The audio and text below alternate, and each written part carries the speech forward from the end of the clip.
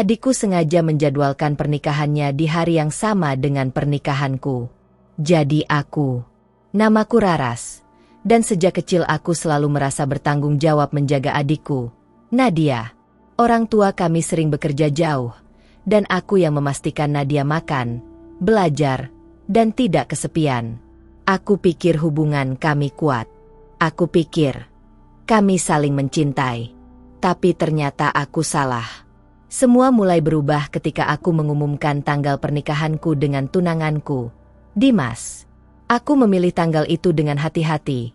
Hari di mana mama bisa cuti, papa sedang di kota, dan semua keluarga besar bisa hadir. Aku sangat bahagia. Sampai telepon itu datang. Nadia menghubungiku malam itu, dengan suara datar dan dingin. "Mbak, aku juga mau menikah. Dan aku sudah tentukan tanggalnya." Saat itu aku jujur merasa bangga. Aku pikir dia ingin berbagi kebahagiaan denganku. Tapi kemudian ia menyebut tanggal yang sama, hari yang sama, jam yang hampir bersamaan, dan lokasi hanya terpaut beberapa kilometer. Rasanya darahku berhenti mengalir. "Apa maksudmu, Nat? Itu tanggal pernikahanku." Dia hanya tertawa pendek. "Ya, aku tahu. Justru itu." Kata-katanya menusukku lebih dalam daripada pisau. Aku mencoba tetap tenang, bertanya apa alasannya. Tapi ia hanya berkata, "Aku nggak mau kalah dari kamu lagi." Kalah? Seumur hidup aku hanya mencoba melindunginya. Tapi rupanya ia merasa sebaliknya. Katanya, aku selalu jadi pusat perhatian keluarga. Aku selalu dianggap anak yang benar. Sementara ia merasa hidup dalam bayanganku. Aku duduk lama malam itu, menatap undangan yang baru saja jadi. Undangan indah berwarna krem, dengan nama Raras Dimas. Tapi rasanya indah itu tiba-tiba tak berarti lagi. Ketika aku ceritakan pada Dimas, ia memelukku erat. "Kita tetap lanjut, Ras. Ini hari kita. Jangan biarkan dia mengambilnya." Tapi aku tidak yakin. Rasanya aku sedang bertarung dengan seseorang yang seharusnya paling dekat denganku. Keesokan harinya, keluarga besar mulai heboh. Sebagian memihakku, sebagian memihak Nadia. Grup WhatsApp keluarga berubah menjadi medan perang kata-kata. Saling menyindir, saling menuduh, saling menyalahkan. Mama sampai menangis. Katanya tidak percaya kedua anaknya bisa bertikai seperti ini. Papa marah besar, menyuruh Nadia mengganti tanggal. Tapi Nadia menolak. Ia membuat pengumuman di grup keluarga. Yang mau datang ke pernikahan anak bungsu yang paling pernah kalian abaikan, silakan datang ke acaraku. Yang mau ke acara Mbak Raras, ya silakan. Pilih yang paling kalian sayang. Saat itu aku sadar, Nadia tidak ingin menikah. Ia ingin menang.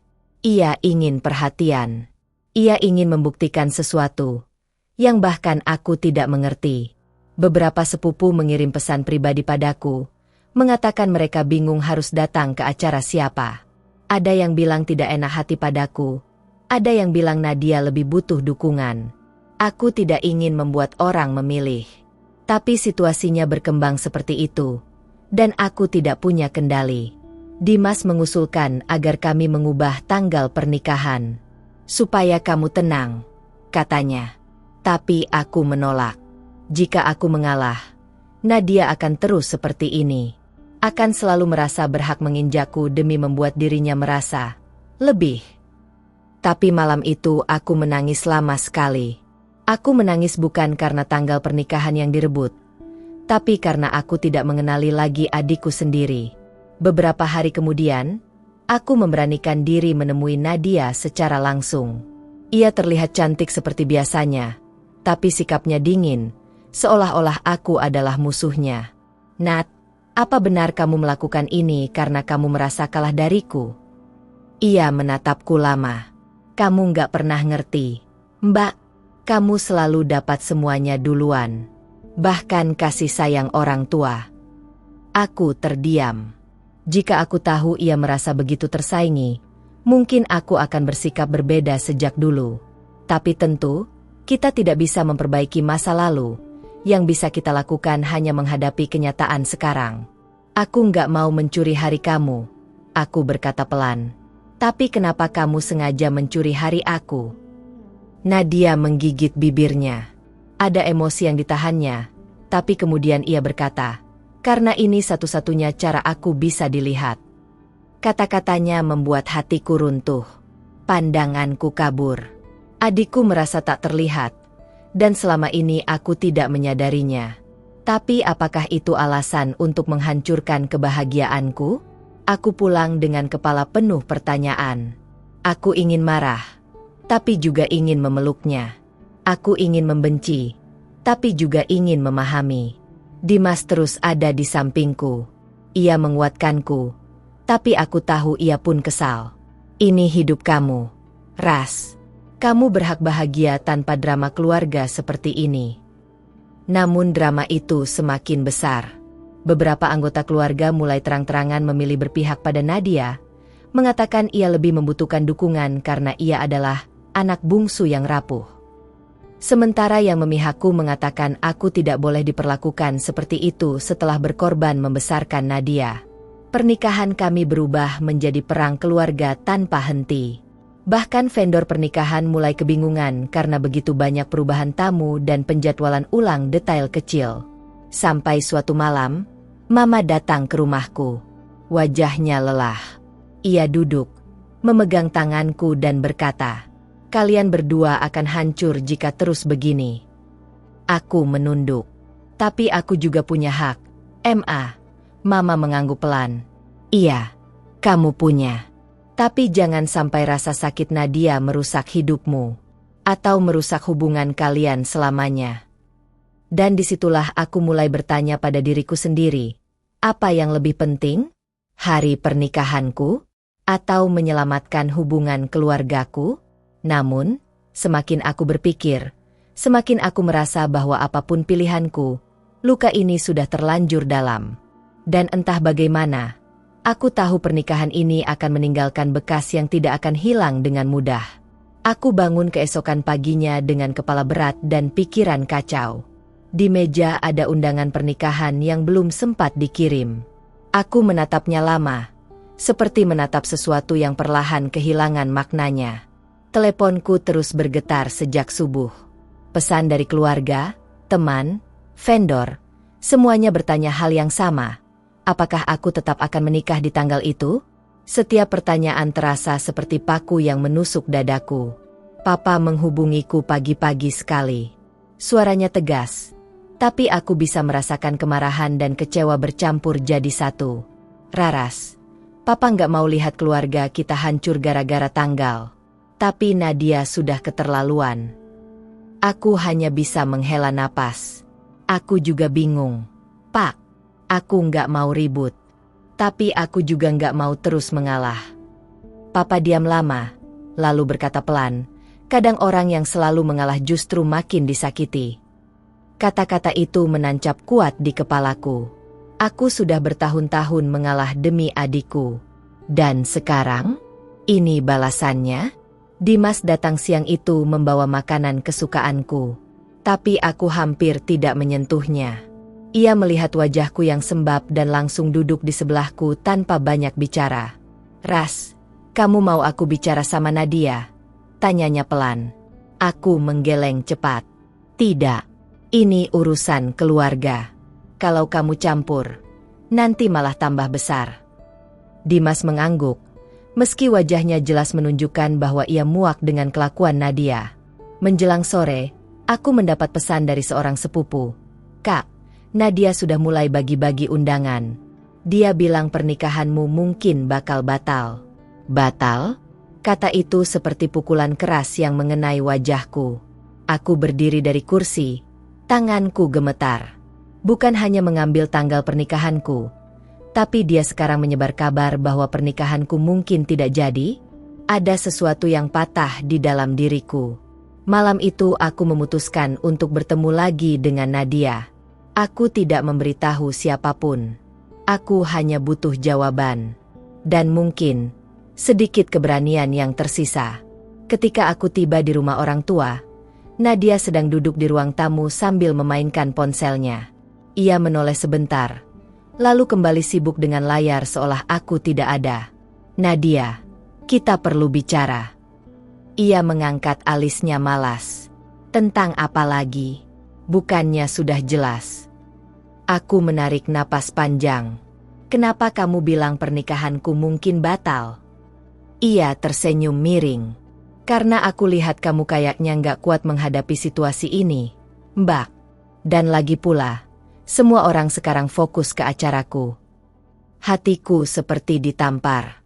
Nadia, ini bukan kompetisi, kataku dengan suara bergetar. Ia mendengus. Buat kamu mungkin nggak, tapi buat aku, hidupku selalu kompetisi. Aku duduk di depannya. Mata kami bertemu. Untuk pertama kalinya aku melihat bukan sekadar rasa iri, tapi luka yang sangat dalam. Apa yang membuatmu merasa begitu? Semua, katanya singkat. Ia lalu meluapkan isi hatinya. Tentang rasa terabaikan, tentang selalu dibandingkan denganku, tentang komentar keluarga, tentang tekanan menjadi anak bungsu yang dianggap tak pernah benar. Aku mendengarnya dengan hati remuk. Ternyata, selama ini ia memendam sakit yang tidak pernah ia katakan. Tapi aku juga manusia. Aku juga punya luka. Nat, kamu boleh sakit. Tapi kamu gak berhak melukai aku seperti ini. Ia menatapku lama. Ada detik ketika aku melihat ia ragu. Tapi kemudian wajahnya kembali keras. Aku cuma ingin satu hari saja. Satu hari di mana aku yang jadi pusat perhatian. Aku ingin berteriak bahwa ia bisa memilih hari manapun, selain hari milikku. Tapi tidak ada kata yang keluar. Aku pulang dengan langkah gontai. Dimas menyambutku, tapi aku tidak tahan untuk tidak menangis di dadanya. Kalau kamu mau, kita pindah tanggal, katanya sambil mengusap rambutku. Aku menggeleng lagi. Aku capek mengalah. Hari-hari berikutnya semakin kacau. Beberapa vendor mulai bertanya apakah akan ada perubahan. 2 anggota keluarga bertengkar hebat sampai saling blokir nomor.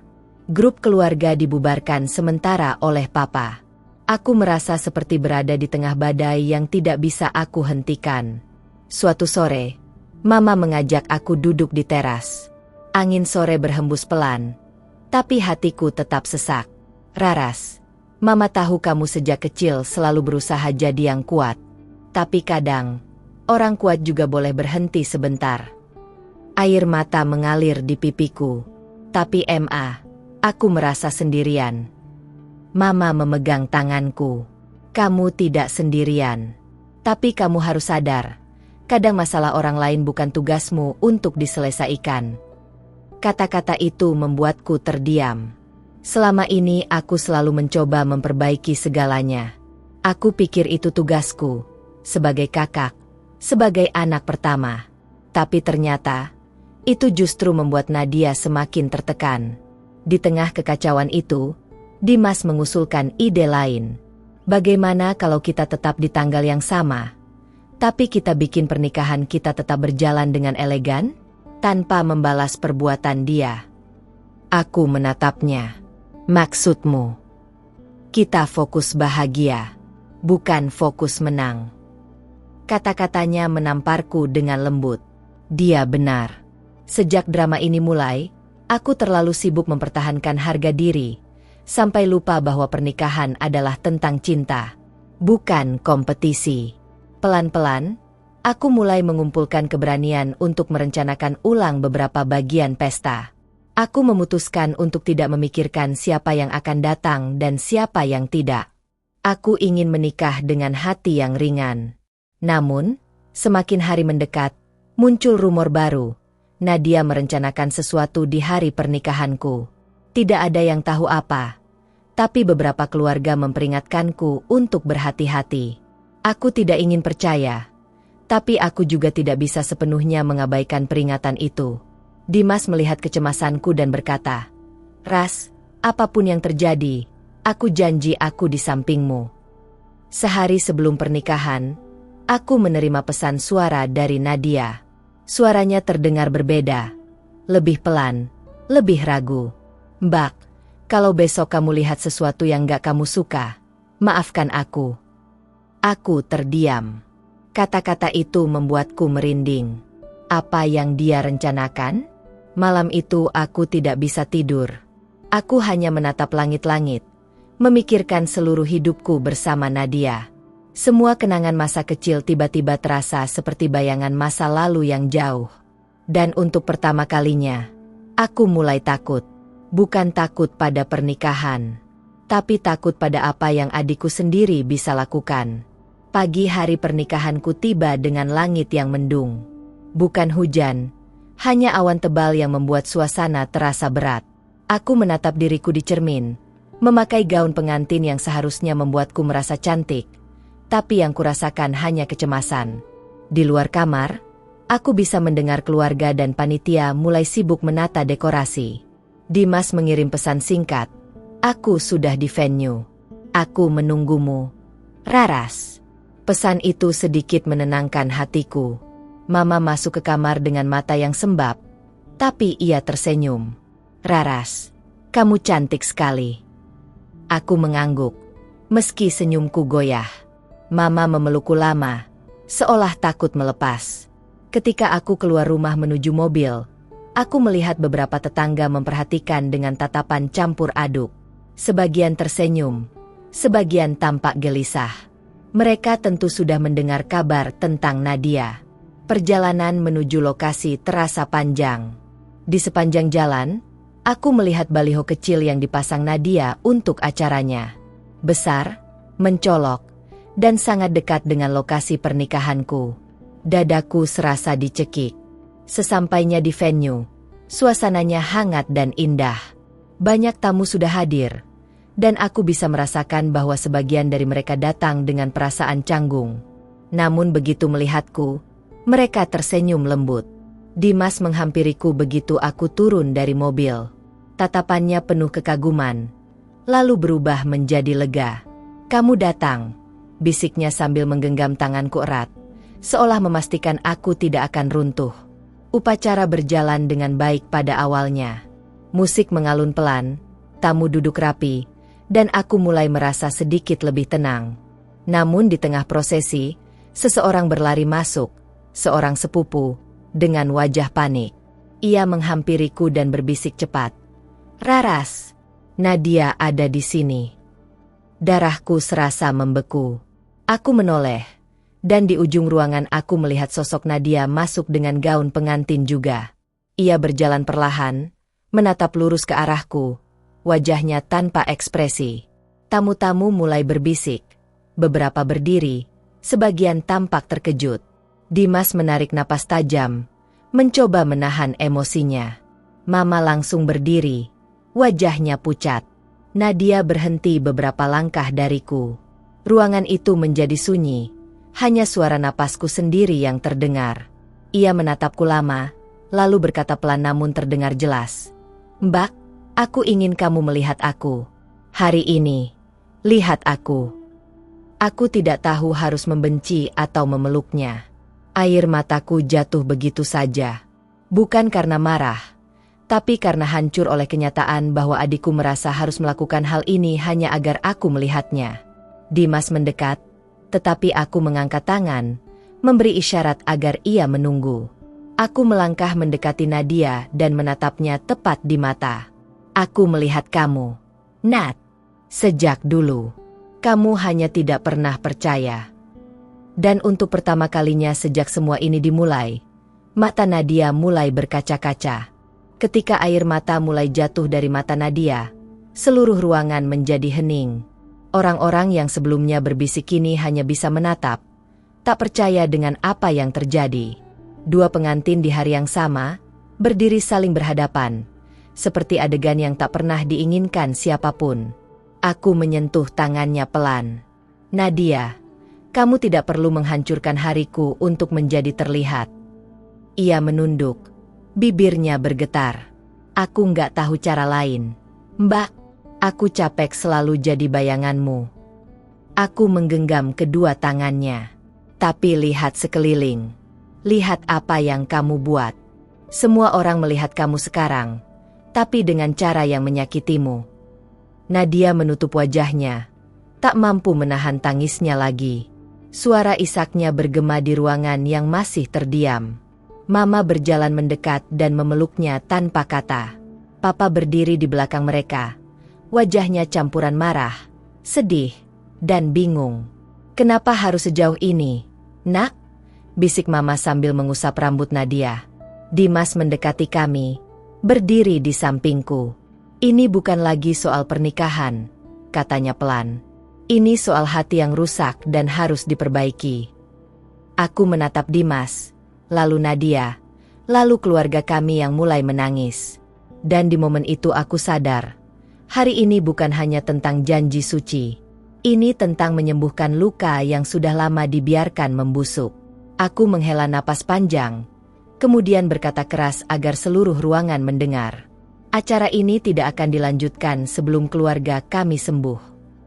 Tamu-tamu terkejut. Dimas memandangku, lalu tersenyum tipis seolah memahami keputusan yang berat itu. Ia tahu ini bukan pengorbanan, ini penyelamatan. Aku memeluk Nadia erat. Kalau kamu mau hari ini jadi hari istimewa, mari kita buat istimewa bersama, bukan dengan saling menghancurkan. Nadia terisak.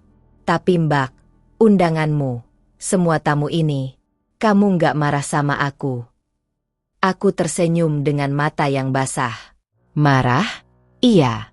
Kecewa? Sang. Tapi aku mencintaimu dengan cara yang marah dan kecewa pun nggak bisa hilangkan. Ia runtuh di pelukanku, menangis seperti anak kecil yang akhirnya menemukan tempat pulang. Tamu-tamu mulai bertepuk tangan pelan, bukan sebagai selebrasi, tapi sebagai rasa lega bahwa dua saudara akhirnya saling menyentuh hati. Aku menarik napas dan menatap semua orang. Kami butuh waktu sejenak. Keluarga kami akan berbicara di belakang. Mohon menunggu. Kami masuk ke ruang kecil di belakang venue. Untuk pertama kalinya dalam bertahun-tahun, kami bertiga, aku, Nadia, dan Mama, duduk bersama tanpa topeng, tanpa pura-pura, tanpa tekanan siapa lebih baik dari siapa. Nadia mengakui semuanya. Rasa iri, rasa tidak terlihat, rasa takut ditinggalkan, rasa marah pada diri sendiri karena selalu merasa tidak cukup. Aku mendengarkan semuanya tanpa menyela. Dan ketika ia selesai, aku berkata, rasa sakitmu bukan salahmu, tapi cara kamu menyakitiku, itu harus kamu pertanggungjawabkan. Ia mengangguk sambil mengusap air mata. Aku minta maaf, Mbak. Aku janji, aku nggak akan pernah lakukan hal seperti ini lagi. Papa masuk terakhir, menatap kami dengan mata berkaca-kaca. Papa gagal membuat kalian merasa sama berharganya. Tapi hari ini, kita mulai ulang. Setelah semuanya dibicarakan, dada kami terasa lebih ringan. Untuk pertama kalinya, keluarga kami merasa utuh kembali. Kami kembali ke ruangan utama. Aku menggenggam tangan Nadia ketika berjalan masuk. Semua tamu berdiri dan bertepuk tangan keras, bukan karena drama, tetapi karena harapan. Aku mengambil mikrofon. Terima kasih telah sabar menunggu. Demi cinta dan demi keluarga, kami memutuskan untuk melanjutkan upacara ini. Tapi sebelum itu, aku ingin mengumumkan sesuatu. Nadia menatapku bingung. Aku tersenyum padanya. Kami akan merayakan dua kebahagiaan hari ini. Pernikahanku, dan pengumuman resmi bahwa Nadia akan menggelar pernikahannya bulan depan, dengan dukungan penuh dari keluarga ini. Ruangan meledak dengan tepuk tangan, sorakan, dan kelegaan kolektif. Nadia menatapku sambil menangis lagi. Mbak, terima kasih. Terima kasih. Aku memeluknya erat. Kamu adikku. Kamu layak bahagia, tapi bukan dengan merusak kebahagiaan orang lain. Upacara dilanjutkan dengan suasana baru, lebih hangat, lebih manusiawi, dan lebih penuh cinta daripada yang pernah aku bayangkan. Ketika Dimas dan aku saling mengucap janji, aku tahu perjalanan ini tidak sia-sia. Dan ketika aku menatap Nadia berdiri di antara tamu dengan mata bangga dan hati yang pulih, aku belajar sesuatu. Kadang hidup memberi kita badai bukan untuk menghancurkan, tetapi untuk memaksa kita melihat siapa yang sebenarnya penting, dan siapa yang membutuhkan kita lebih dari yang kita sadari. Keluarga bukan tentang siapa yang lebih baik. Keluarga adalah tentang siapa yang tetap tinggal untuk memperbaiki yang rusak. Hari itu, di tengah kekacauan, cinta menang.